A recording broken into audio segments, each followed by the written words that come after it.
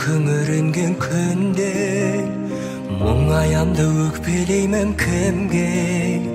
келем үнсіз аңдамай өкініш пе бұл қалай жеткізбейтін арман-ай өтеді өмір шалғанай